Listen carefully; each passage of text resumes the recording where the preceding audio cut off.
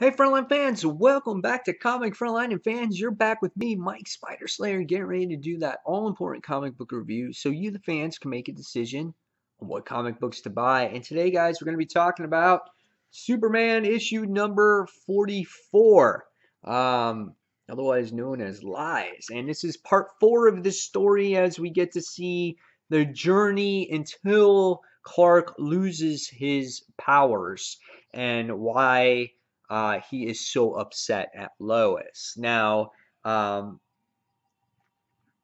basically, the artwork is done by John Romita Jr. in this book. And if you know John Romita's artwork, you know, some people dislike it, some people like it. I am not on the side of liking his artwork. It's just my thing. I just feel that I think his artwork suits independent work like Kick-Ass, but for superhero characters that we have seen for years, I just feel that, you know, when it comes to drawing Clark and some of the other characters, they all kind of look the same. They're real sketched out. I just really don't enjoy the artwork uh, in this series right now. So again, that's my opinion on that. Um, but even in some instances where you get to see a bunch of characters in here, especially a bunch of villains, I felt like I couldn't really make out some of the characters. Like all I knew at first that this was Killer Croc, and I couldn't make out who these other characters were. It wasn't until I read their names until I figured out what was going on there. So that's kind of the thing that's going on there with the artwork. So, what was this story about this time around? Is this one worth reading? Does this impact the reader? Does this make you go, "Wow, this is why Lois was all why Clark is all upset at Lois. This is how he lost his powers. Wow, what a great story!" Does it do that this time around? Well, in the beginning of this issue, after the whole Hoarder Root type of situation, we wind up seeing that Clark is walking down the street minding his own business.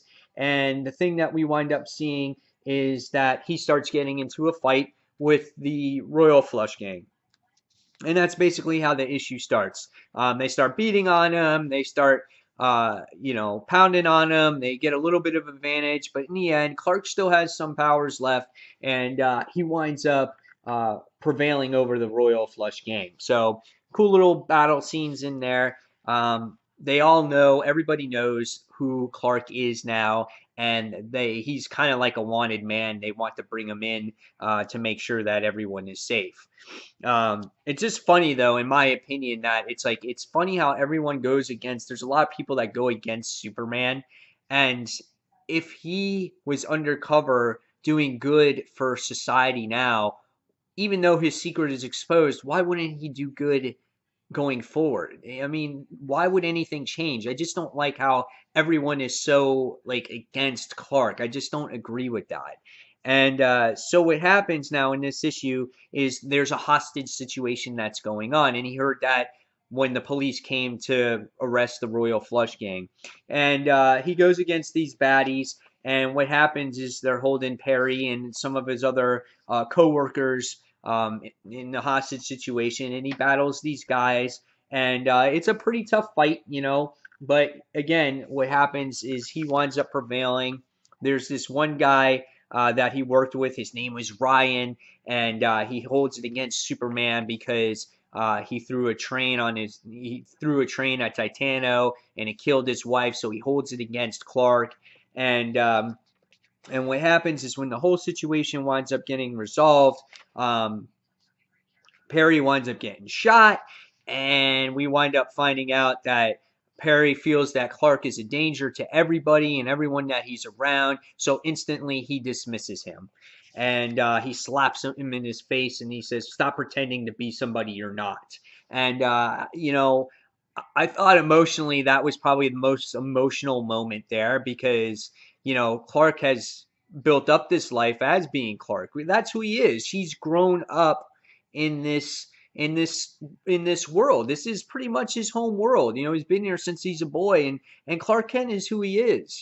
So it was legitimately a slap in the face. Now, what got me upset about this issue at this particular point in time is now everyone knows his secret, and Clark goes on the airwaves. Jimmy Olsen has a camera, and he tells people, "You know who I am. You know more about me than I would like you to know. If you threaten my friends, if you threaten my family, I'm going to go after you." So he's basically threatening people, and it is noted in here that Lois says, "Well, that's not you."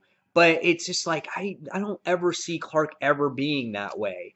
And it was another crazy moment in that particular in this particular issue. So now what happens is Clark winds up going to the hotel where this whole thing wound up beginning, and we get to see the transformation take place with Clark as he starts to cut his hair and as we get to know what he is right now. And pretty much the end of the issue continues. And the next issue is called In the Pit. So, what did I think about this particular story? Um, it had some good emotional moments. Again, that one part with Perry White was probably the best moment in the book. But the overall story, it it really honestly didn't do that much for me. We just get to see Superman deal with more baddies, and that was pretty much it. I mean, I really didn't get that much out of it. We all know that society is against Superman. We already know that.